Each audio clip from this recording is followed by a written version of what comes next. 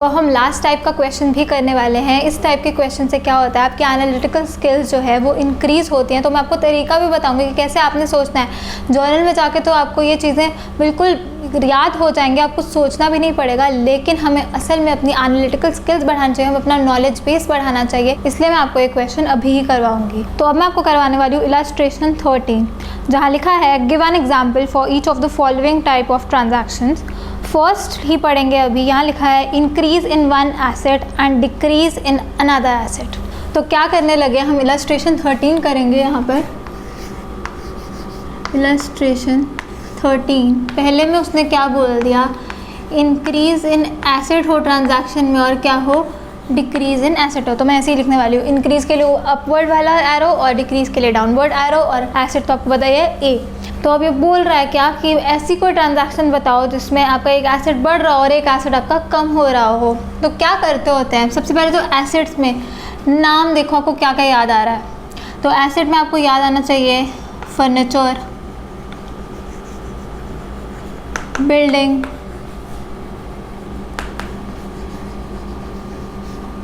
मतलब कि कोई भी फिक्स्ड एसेट जो हो। और एसेट में आपको क्या याद आ रहा है, सबसे बड़ा एसेट क्या होता है हमारा, कैश। तो अगर आप ध्यान से देखो तो अगर आपका ये फर्नीचर, बिल्डिंग, मतलब कोई भी फिक्स्ड एसेट बढ़ रहा हो और कैश आपका कम हो रहा हो, तो ये ट्रांजैक्शन में हो क्या रहा है, फर्नीचर आपका बढ़ रहा है, कैश आपका कम हो रहा है। तो ये इसका ट्रांजैक्शन क्या हुआ होगा, परचेज्ड फर्नीचर फॉर कैश। आप फर्नीचर लाए होगे कैश पे करके। तो इसमें क्या हो रहा है, आपका फर्नीचर जो है वो बढ़ जाएगा। बढ़ता कैसे, परचेज करके ही बढ़ता है। तो परचेज फर्नीचर फॉर कैश, और कैश में आपने पेमेंट कर दी। तो फर्स्ट का एग्जांपल जैसे हो गया, ट्रांजैक्शन लिख दूँ मैं यहाँ पर, परचेज्ड फर्नीचर या फिर कोई भी और फिक्स्ड एसेट फॉर कैश। ऐसे ही सिर्फ बताने के लिए एक और यहाँ पे हम लिख सकते हैं, कैश रिसीव्ड फ्रॉम डेटर्स।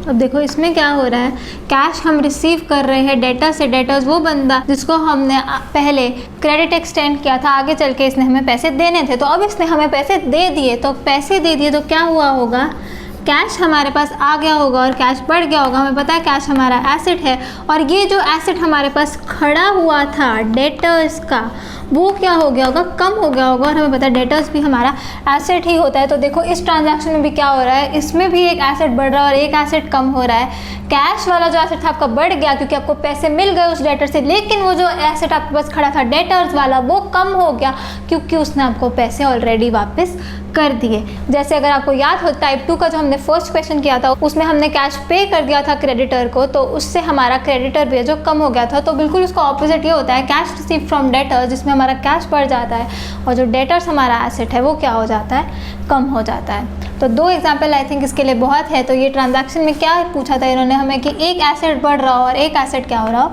कम हो रहा हो। सेकेंड में देखते हैं, सेकेंड में क्या पूछ रहे हैं, increase in asset, increase in liability. तो ये बोल रहे हैं इंक्रीज इन एसेट और इंक्रीज इन लायबिलिटी। तो क्या करा करो, एसेट्स में जो भी याद आता है सबके नाम लिख लिया करो यहाँ पर। जैसे कैश हो गया, फिक्स्ड एसेट हो गए, स्टॉक हो गया, डेटर्स हो गया, सबके क्या क्या नाम लिख लिया। ऐसे ही लायबिलिटीज़ में आपको क्या क्या याद आता है, बैंक लोन हमने देखा था कि बैंक लोन क्या होता है, लायबिलिटी होती है। ऐसे क्रेडिटर्स हमारी लायबिलिटी होती है। तो जो भी आपको याद आया वो आपने लिख लिया।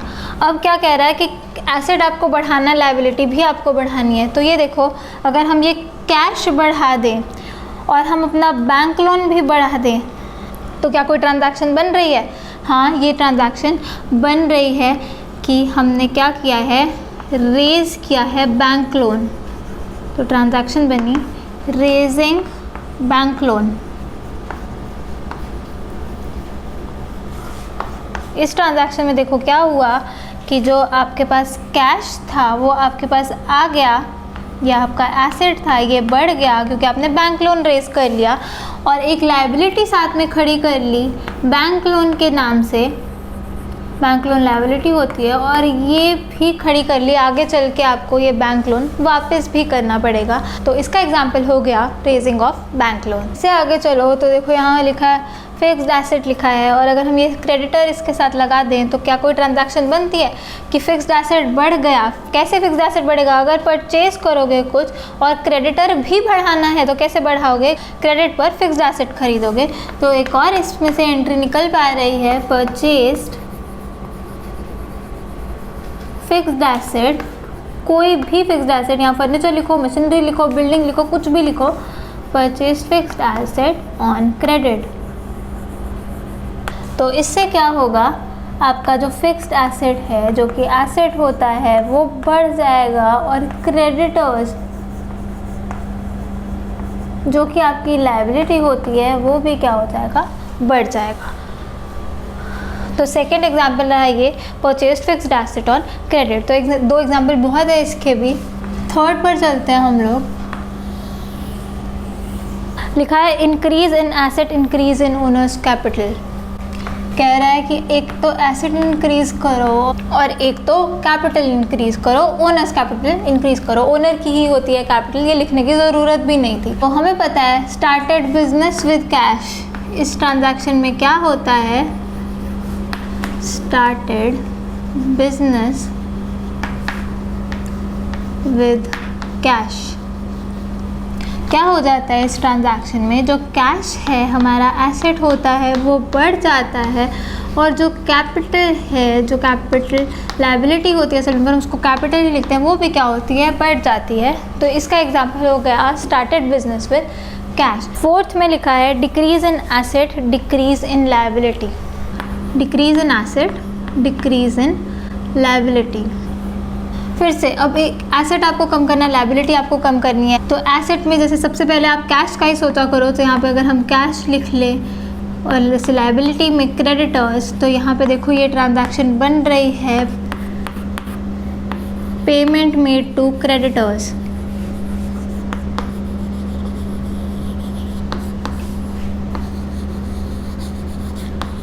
जिसमें क्या हो रहा है कि जो हमारा कैश है वो कम हो जाएगा, क्योंकि हमने पेमेंट कर दी क्रेडिटर को, उनको हम पैसे देने थे, और जो क्रेडिटर हमारी लायबिलिटी है वो भी कम हो जाएगी। और ये हम ऑलरेडी अकाउंटिंग इक्वेशन में ट्रांजैक्शंस करते वक्त देख चुके हैं।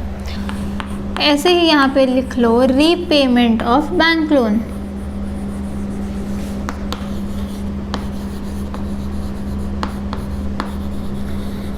जब हमने रेज किया था बैंक लोन तो क्या हुआ था, हमारा कैश बढ़ा था और हमारा बैंक लोन भी बढ़ गया था, जो लायबिलिटी थी वो भी बढ़ गई। अब हमने क्या किया, उल्टा कर दिया, रीपेमेंट कर दी बैंक लोन की। तो इसमें क्या हुआ, हमारा जो कैश था बिजनेस का वो क्या हो गया, कम हो गया। तो एसेट हमारा इसमें कम हुआ, और जो बैंक लोन हमारी लायबिलिटी थी वो हमने पे बैक कर दी, तो वो भी क्या हो गई, कम हो गई। तो रीपेमेंट ऑफ बैंक लोन भी क्या इसी के एग्जाम्पल में आ जाएगा कि एसेट हमारा कम हुआ और लायबिलिटी भी हमारी कम हो गई। और लास्ट में ये क्या पूछ रहा है हमसे, डिक्रीज इन एसेट और डिक्रीज इन ओनर्स कैपिटल, मतलब डिक्रीज इन कैपिटल। तो हमें अच्छे से पता है कैपिटल किससे कम हो जाती है, कैपिटल ड्राइंग्स के कारण कम हो जाती है। और ड्राइंग्स कब होती हैं, जब ओनर विड्रॉ करके लेके जाता है कुछ भी फॉर पर्सनल यूज़, तो तब ड्राइंग्स हमारे पास आ जाते होते हैं। और कैश में जैसे हम सोचें कि वो कैश लेके गया बिजनेस का, तो इसकी ट्रांजैक्शन क्या बन जाएगी, owner withdrew cash for personal use. Owner withdraw करके ले गया, क्या लेके गया, कैश लेके गया। तो बिजनेस का कैश जो कि एसेट होता है वो कम हो गया, और किस लिए लेके गया, पर्सनल यूज़ के लिए, पर्सनल यूज़ के लिए लेके गया। ड्राइंग्स अकाउंट इन्वॉल्व हो गया, जो कि उसकी कैपिटल को क्या करती है, कम। तो इसका एग्जाम्पल रहा owner withdrew cash for personal use. तो इस तरीके से हम ये वाला क्वेश्चन जो है वो सॉल्व करते हैं, सोच कर कि किस ट्रांजैक्शन में कौन सा अकाउंट कम हुआ होगा, किस में कौन सा बड़ा होगा। और ये बिल्कुल भी मुश्किल बात नहीं है, अगर आप ध्यान से दिमाग लगाकर क्वेश्चन करोगे तो ये आपको बहुत ज़्यादा ईजी लगेगा। और जैसे ही हम लोग जर्नल स्टार्ट करेंगे और उसकी प्रैक्टिस बनती जाएगी, ये वाला तो आपको सोचना भी नहीं पड़ेगा, आप इस क्वेश्चन को बहुत ही ईजिली आंसर तब कर पाओगे। तो ये लास्ट टाइप का क्वेश्चन था जो इस अकाउंटिंग इक्वेशन में से पूछा जा सकता है। इसी के साथ हमारा जो अकाउंटिंग इक्वेशन चैप्टर है वो क्लोज होता है और मैंने हर तरीके का क्वेश्चन आपको करवा दिया और जितनी भी कॉम्प्लिकेशन किसी भी क्वेश्चन में हो सकती है मैंने सारी आप लोगों को बता दी है। तो आप लोगों ने बिल्कुल ध्यान से पढ़ना और आपको हर चीज़ विद लॉजिक बताई जाएगी। तो this is it for this chapter and this video. I hope आप लोग साथ साथ में रिवाइज भी कर रहे होंगे पिछला, ताकि ये ना हो कि आप आगे का तो कर ही जा रहे हो और पीछे का आप भूल ही जा रहे हो। ऐसा बिल्कुल भी नहीं होना चाहिए, तो रिवाइज ज़रूर करते रहना पिछला भी। Do share this video. Thanks for watching. Keep smiling and keep studying. I'll see you in the next lecture. Bye bye.